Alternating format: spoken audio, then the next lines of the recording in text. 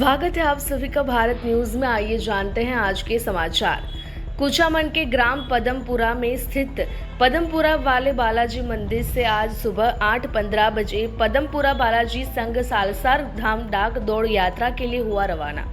पदमपुरा वाले बालाजी मंदिर संघ के संचालक रूपाराम चौधरी एवं निर्देशक रामसिंह राठौड़ ने बताया कि ग्राम पदमपुरा से संघ 25 भक्तों के द्वारा आज सुबह बालाजी मंदिर में सुबह 8:15 बजे पूजा अर्चना कर डाक दौड़ यात्रा के लिए रवाना हुए, जो कि दोपहर को 2 बजे सालसर धाम पहुंचे।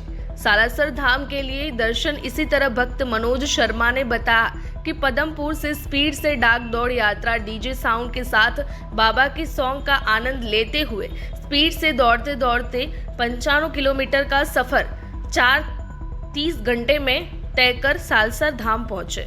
रास्ते में लोगों ने भव्य स्वागत किया।